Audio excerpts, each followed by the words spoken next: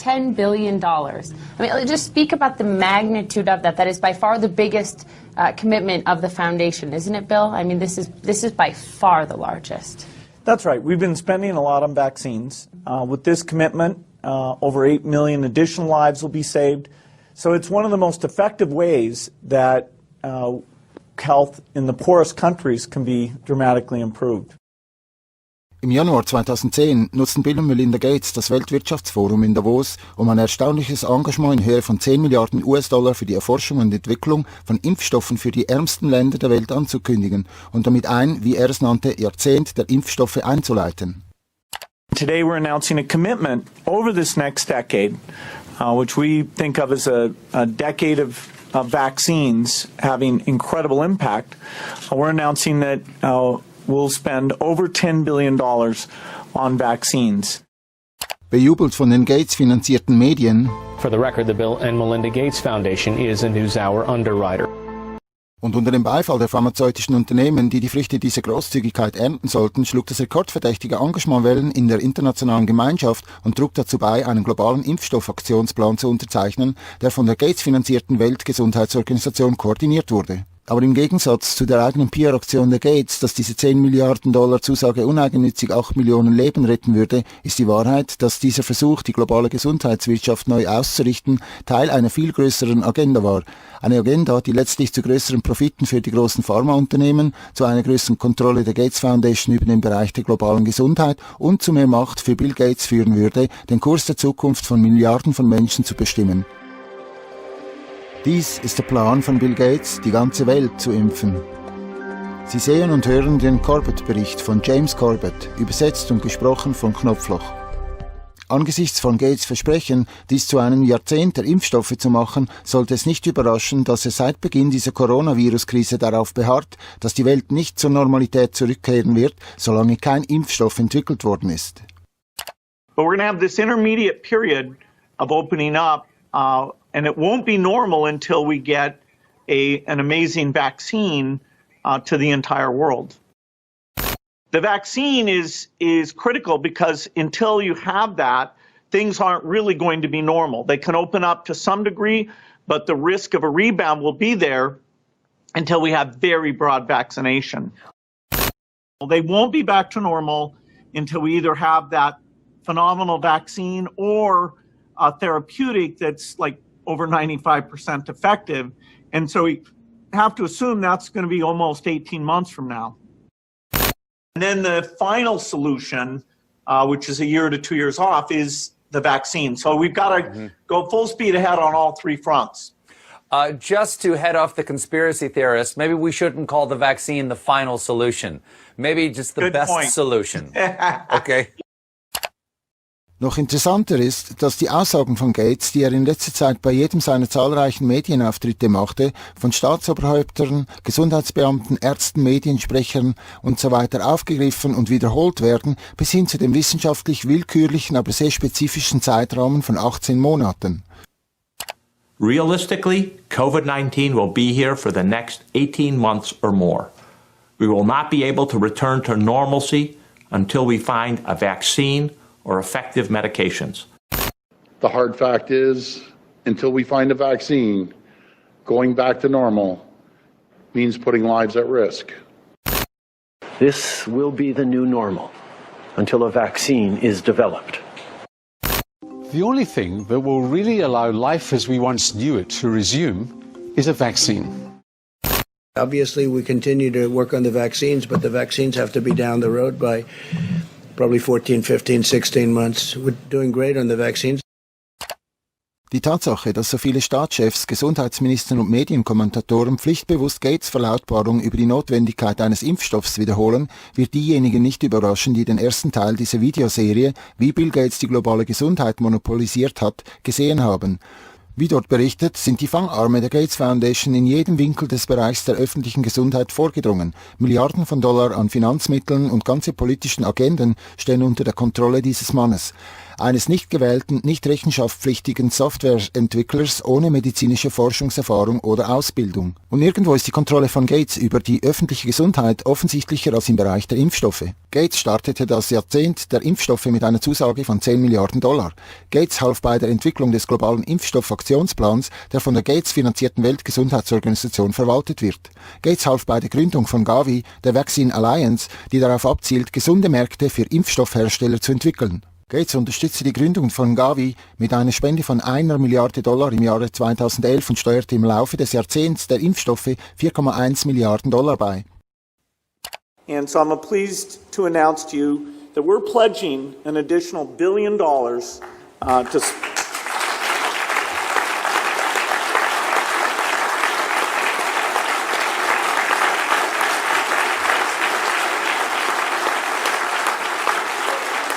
Thank you.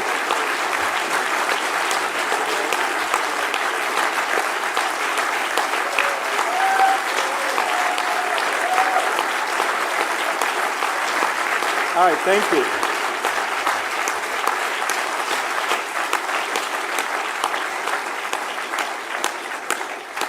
It's not every day we give away $1 billion.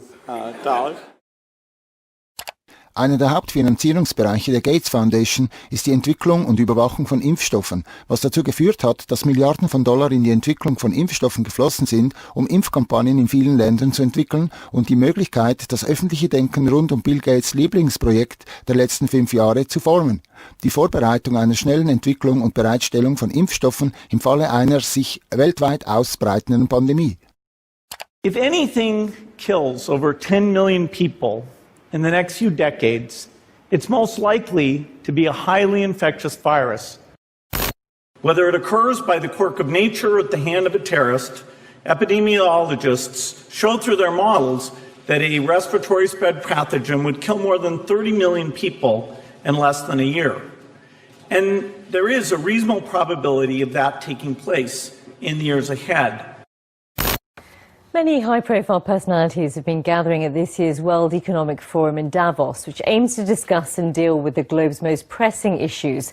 Amongst them is the Microsoft founder Bill Gates. His foundation is investing millions in the Coalition for Epidemic Preparedness Innovations to help combat infectious diseases.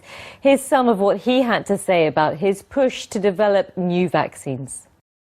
Unfortunately, it takes many years to do a completely new vaccine. The design, the safety reviews, costs, the manufacturing, all those things mean that an epidemic can be very widespread before that tool would come along. And so after Ebola, the global health community talked a lot about this, including a new type of vaccine platform called DNA-RNA that should speed things along. And so this Coalition for Epidemic Preparedness Initiative, CEPI, is 3 countries, Japan, Norway, Germany, and 2 foundations, Wellcome Trust, who we work with on a lot of things, and our foundation, Gates Foundation, coming together to fund actually trying to use that platform and make some vaccines, and so that would help us in the future. We know vaccines can protect us. We just need to be better prepared. So let's come together. Let's research and invest. Let's save lives. Let's outsmart epidemics.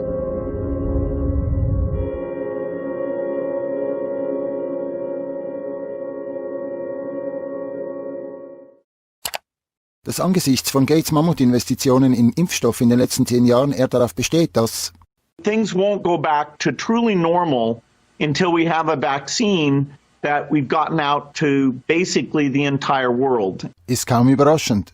Was überraschend sein sollte, ist, dass diese seltsam spezifisch und ständig wiederholte Botschaft, dass wir nicht zurück zur Normalität gehen werden, bis wir in 18 Monaten einen Impfstoff erhalten, keinerlei wissenschaftliche Grundlage hat. Medizinische Forscher haben bereits eingeräumt, dass ein Impfstoff gegen SARS-CoV-2 möglicherweise nicht einmal möglich ist, was auf die Unfähigkeit der Forscher hinweist, irgendeine Art von Immunisierung gegen frühere Ausbrüche von Coronaviren wie SARS oder MERS zu entwickeln. Aber selbst wenn ein solcher Impfstoff möglich wäre, bleiben ernsthafte Bedenkungen hinsichtlich der Sicherheit der Entwicklung, Erprobung und Auslieferung eines solchen erstaunlichen Impfstoffs an die ganze Welt in diesem bemerkenswert kurzen Zeitrahmen. Sogar Befürworter der Impfstoffentwicklung befürchten offen, dass die Absicht, Milliarden von Menschen mit einem weitgehend ungetesteten experimentellen Coronavirus-Impfstoff zu impfen, selbst gravierende Risiken für die Öffentlichkeit mit sich bringt. Eines dieser Risiken ist die Krankheitsverstärkung. Seit mehr als einem Jahrzehnt ist bekannt, dass die Impfung gegen einige Virusinfektionen, einschließlich Coronaviren, tatsächlich die Anfälligkeit für Virusinfektionen erhöht oder sogar Infektionen bei gesunden Impfstoffempfängern verursacht. Now, the issue of safety, something that I want to make sure the American public understand. It's not only safety when you inject somebody and they get maybe an idiosyncratic reaction, they get a little allergic reaction, they get pain. There's safety associated. Does the vaccine make you worse? And there are diseases in which you vaccinate someone, they get infected with what you're trying to protect them with, and you actually enhance the infection. Dies ist kein rein theoretisches Risiko. Wie Forscher, die versuchen, einen Impfstoff für den ursprünglichen SARS-Ausbruch zu entwickeln, feststellten, machte der Impfstoff die Versuchstiere, die ihm ausgesetzt waren, tatsächlich anfälliger für die Krankheit. One of the things that we're not hearing a lot about is the unique potential safety problem of coronavirus vaccines. This was first found in the early 1960s with the respiratory syncytial virus vaccines, and it was done here in Washington with the NIH and Children's National Medical Center, that some of those kids who got the vaccine actually did worse. And I believe there were 2 deaths in the consequence of that study. Because what happens with certain types of respiratory virus vaccines, you get immunized, and then when you get actually exposed to the virus, you get this kind of paradoxical immune enhancement phenomenon. And we don't entirely understand the basis of it, but we recognize that it's a real problem for certain respiratory virus vaccines. That killed the RSV program for decades. Now the Gates Foundation is taking it up again. But when we started developing coronavirus vaccines and our colleagues, we noticed in laboratory animals that they started to show some of the same immune pathology that resembled what had happened 50 years earlier. Dieses spezielle Problem bei Coronavirus-Impfstoffen wird durch den willkürlichen und unwissenschaftlichen Zeitrahmen von 18 Monaten, auf den Gates für die Entwicklung des Impfstoffs besteht, noch verschärft. Um diese Frist einhalten zu können, werden die Impfstoffentwickler gedrängt, neue und weitgehend unerprobte Methoden für die Entwicklung ihrer experimentellen Impfungen zu verwenden, einschließlich DNA- und mRNA-Impfstoffe. For a self-described wartime president, victory over COVID-19 equals a vaccine. I hope we're going to have a vaccine, and we're going to fast-track it like you've never seen before. Adding Trump-style branding, the administration launched Operation Warp Speed, a multi-billion-dollar research and manufacturing effort to shorten the typical year-plus vaccine development timeline. We're going to start ramping up production with the companies involved. And you do that at risk. In other words, you don't wait until you get an answer before you start manufacturing.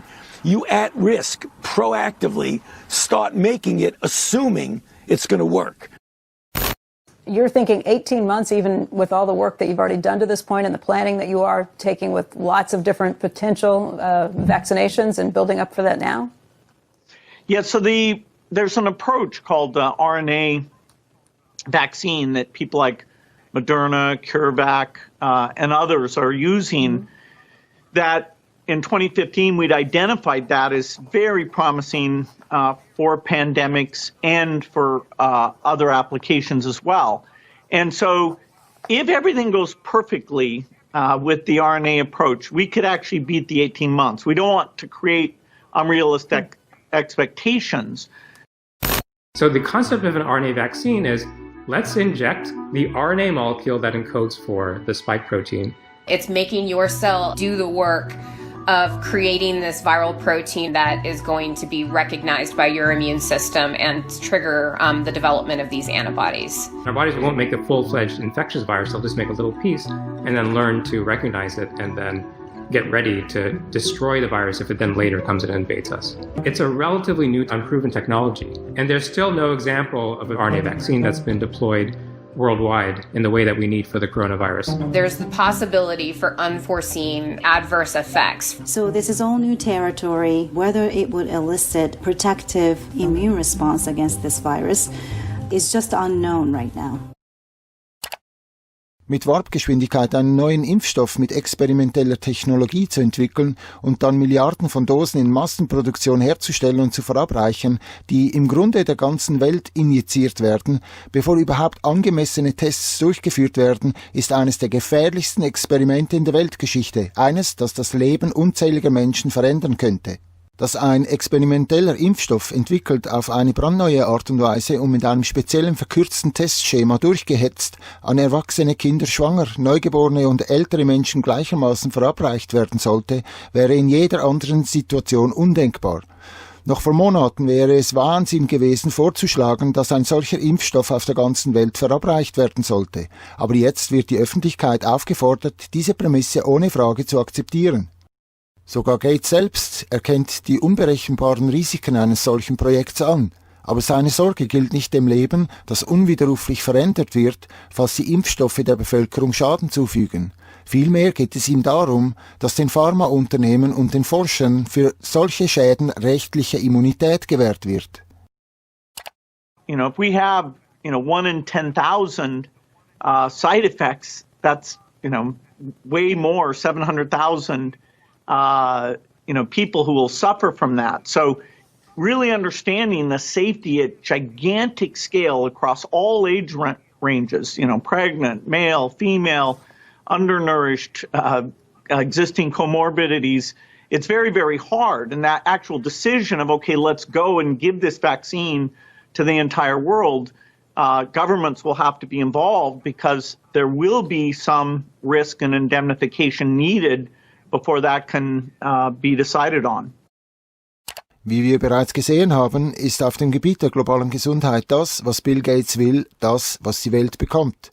Es sollte also nicht überraschen, dass bereits an einer Immunität für die Impfstoffhersteller der Big Pharma und der Planer der Impfprogramme gearbeitet wird. In den USA gab das Gesundheitsministerium eine Erklärung heraus, die rückwirkend eine Haftungsimmunität für Aktivitäten im Zusammenhang mit medizinischen Gegenmaßnahmen gegen Covid-19 vorsieht, darunter Hersteller, Vertreiber, Programmplaner von allen Impfstoffen, die zur Behandlung, Diagnose, Heilung, Prävention oder Linderung von Covid-19 eingesetzt werden.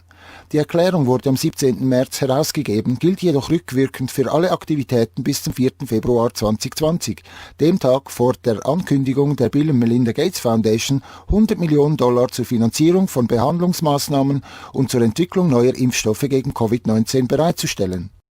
Der Plan, jedem Menschen auf der Welt einen experimentellen Impfstoff zu injizieren, ist kein Irrweg in Bill Gates geplanten Jahrzehnt der Impfstoffe.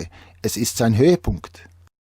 Das Jahrzehnt der Impfstoffe begann mit einer von Gates mit $3,6 Millionen finanzierten Beobachtungsstudie über HPV-Impfstoffe in Indien, die laut einer Regierungsuntersuchung die Menschenrechte der Studienteilnehmer mit groben Verstößen gegen die Einwilligung verletzte und unerwünschte Ergebnisse, die die Impfstoffempfänger erlebten, nicht ordnungsgemäß meldete. Nachdem über den Tod von 7 an der Studie beteiligten Mädchen berichtet worden war, kam eine parlamentarische Untersuchung zu dem Schluss, dass das von Gates finanzierte Programm für angemessene Technologie im Gesundheitswesen PATH, das die Studie durchführte, sich an einem Programm beteiligt hatte, das dazu beitragen sollte, gesunde Märkte für GlaxoSmithKline und Merck, die Hersteller der Impfstoffe Gardasil und Cervarix, die so großzügig für den Einsatz in der Studie gespendet worden waren, zu sichern.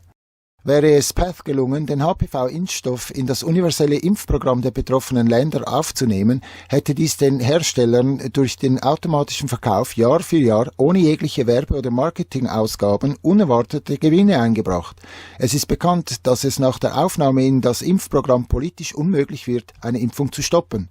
Chandra M. Gulhati, Herausgeberin des einflussreichen Monthly Index of Medical Specialties, bemerkte, dass es schockierend ist zu sehen, wie eine amerikanische Organisation Schleichmethoden anwendet, um sich in Indien zu etablieren. Und Samiran Nundi, emeritierter Herausgeber des National Medical Journal of India, beklagte, dass es ein offensichtlicher Fall ist, in dem Inder als Versuchskaninchen benutzt wurden. Während des gesamten Jahrzehnts wuchs Indiens Besorgnis über den Einfluss der Bill und Melinda Gates Foundation und ihrer Unternehmenspartner auf die nationalen Impfprogramme des Landes. Im Jahr 2016 machte die Lenkungsgruppe der Nationalen Gesundheitsmission des Landes die Regierung dafür verantwortlich, dass die Nationale Technische Beratungsgruppe für Impfungen, das wichtigste Gremium, das die Regierung in allen Impfangelegenheiten berät, effektiv von der Gates Stiftung aufgekauft wurde. Wie ein Mitglied der Lenkungsgruppe bemerkte, das NTAGI-Sekretariat wurde aus dem Gesundheitsministerium in das Büro des Public Health Foundation of India verlegt und die 32 Mitarbeiter in diesem Sekretariat beziehen ihre Gehälter vom BMGF. Es besteht ein klarer Interessenkonflikt. Einerseits finanziert das BMGF das Sekretariat, das das höchste Entscheidungsgremium für Impfstoffe ist, und andererseits ist es Partner der Pharmaindustrie bei Gavi. Dies ist inakzeptabel. Im Jahr 2017 reagierte die Regierung darauf, indem sie alle finanziellen Verbindungen zwischen der Beratergruppe und der Gates Stiftung kappte. Ähnliche Geschichten spielen sich überall während des Jahrzehnts der Impfstoffe der Gates Stiftung ab. Es gibt das von Gates gegründete und finanzierte Meningitis-Impfstoffprojekt, das zur Entwicklung und Erprobung von Menafrivac führte, einer Impfung gegen Meningokokken-Meningitis im Wert von 50 Cent pro Dosis. Die Tests führten zu Berichten von über 40 bis 500 Kindern, die unter Anfällung und Krämpfen litten und schließlich gelähmt wurden. Es gibt die Bestätigung aus dem Jahr 2017, dass der von Gates unterstützte orale Polio-Impfstoff tatsächlich für die Mehrheit der neuen Poliofälle verantwortlich war, und die Folgeuntersuchungen aus dem Jahr 2018 zeigten, dass 80% der Poliofälle inzwischen auf den Impfstoff zurückzuführen sind. Im International Journal of Environmental Research and Public Health gibt es einen Artikel aus dem Jahr 2018, der zu dem Schluss kommt, dass zwischen 2000 und 2017 über 490.000 Menschen in Indien infolge des oralen Polio-Impfstoffs an Lähmungen erkrankten. Es gibt sogar den Malaria-Chef der WHO, Dr. Arata Kochi, der in einem internen Memorandum beklagte, dass Gates Einfluss bedeute, dass die führenden Malaria-Wissenschaftler der Welt nun in einem Kartell eingesperrt seien, in dem ihre eigenen Forschungsfinanzierung mit der von anderen innerhalb der Gruppe verknüpft sei, und dass die Stiftung die Debatte über die besten Wege zur Behandlung und Bekämpfung von Malaria ersticke, indem sie nur den Methoden den Vorrang gebe, die sich auf neue Technologien stützen oder neue Medikamente entwickeln. Kochis 2008 verfasste Beschwerde hebt die häufigste Kritik am globalen Gesundheitsnetz hervor, das Gates in den vergangenen 2 Jahrzehnten gesponnen hat, dass die öffentliche Gesundheitsindustrie zu einer von und für Big Pharma und seine Partner betriebene Kampagne zum Nutzen des Großkapitals geworden ist. Zu der Zeit, als Kochi sein Memo schrieb, war Tachi Yamada der Exekutivdirektor des globalen Gesundheitsprogramms der Gates Stiftung. Yamada verließ seine Position als Vorsitzender für Forschung und Entwicklung bei GlaxoSmithKline, um 2006 die Position bei der Gates Foundation zu übernehmen, und verließ die Stiftung 5 Jahre später, um Chief Medical and Scientific Officer bei der Takeda Pharmaceuticals zu werden. Yamadas Nachfolger als Leiter des globalen Gesundheitsprogramms von Gates, Trevor Mundell, war selbst als klinischer Forscher bei Pfizer und Park Davis tätig und verbrachte vor seinem Eintritt in die Stiftung einige Zeit als Entwicklungsleiter bei Novartis. Diese Verwendung von Stiftungsgeldern zur Festlegung einer öffentlichen Politik zur Steigerung der Unternehmensgewinne ist keine geheime Verschwörung. Es handelt sich um ein vollkommen offenes Vorgehen. Als das Zentrum für globale Entwicklung eine Arbeitsgruppe bildete, um einen praktischen Ansatz für die Impfstoffproblematik zu entwickeln, kam sie zu dem Schluss, dass der beste Weg, um Pharmaunternehmen dazu zu bewegen, mehr Impfstoffe für die dritte Welt zu produzieren, darin besteht, dass die Regierungen versprechen, Impfstoffe zu kaufen, bevor sie überhaupt entwickelt sind. Sie betitelten ihren Bericht Making Markets for Vaccines. The project, Making Markets for Vaccines, was really designed to address a problem that's existed for a long time, which is insufficient research and development budgets as well as investment capacity in vaccine development and production for the third world. How do you create better incentives to get the pharma community, the vaccine community, to produce products that are specifically dedicated for the developing world? Michael Kremer, a professor at Harvard, had been thinking about this problem for many years. He realized that if the rich countries of the world were to make a promise that they would buy a malaria vaccine if somebody produced it, that would give an incentive to the pharmaceutical industry to go and do the research and development needed to make one. But this idea was unfamiliar. No government had made a commitment to buy a product that didn't already exist. Als 2007 das erste derartige Advanced Market Commitment abgegeben wurde, ein Versprechen in Höhe von 1,5 Milliarden $, noch zu produzierende Impfstoffe von großen Pharmaherstellern zu kaufen, gab es die Gates Foundation als einzigen ausländischen Sponsor. Die von Gates gegründete Gavi Vaccine Alliance ist eine offene Partnerschaft zwischen der Gates Foundation, der Weltgesundheitsorganisation, der Weltbank und Impfstoffherstellern. Ihr erklärtes Ziel ist es, neue Impfstoffe in die Routinepläne nationaler Impfprogramme aufzunehmen und sich an marktgestaltenden Bemühungen zu beteiligen, um gesunde Märkte für Impfstoffe und andere Immunisierungsprodukte zu gewährleisten. Wenn die Einführung neuer Impfstoffe und die Sicherung gesunder Märkte für diese das Ziel des Jahrzehnts der Impfstoffe von Gates war, so kann kein Zweifel daran bestehen, dass Covid-19 dieses Ziel auf spektakuläre Weise verwirklicht hat. Let's start the pledging. The EU kicked off its fundraising drive with €1 billion. In the hours that followed, pledges were beamed in from across the globe. The Kingdom of Saudi Arabia has pledged $500 million. Even pop icon Madonna made a last-minute donation of €1 million. By combining the world's expertise and brain power and resources, we can attack this disease in the way it's attacking us, globally. Our foundation is proud to partner with you, and I'm pleased to announce today that we will pledge $100 million towards this effort. Germany was one of the leading donors, pledging over €500 million. The money is earmarked for international health organizations and research networks in a bid to speed up the development of a vaccine.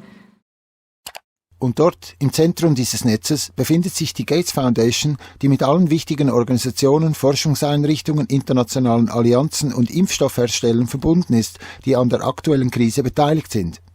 Sicherlich haben die Gates, wie die Rockefellers, von ihren Jahren als die großzügigsten Menschen auf der Erde profitiert. So merkwürdig es für diejenigen erscheinen mag, die die wahre Natur dieses Monopolkartells nicht verstehen, so hat sich doch trotz all dieser Zuschüsse und Zusagen Verpflichtungen in Höhe von Dutzenden Milliarden Dollar das persönliche Nettovermögen der Gates während dieses Jahrzehnts der Impfstoffe tatsächlich verdoppelt.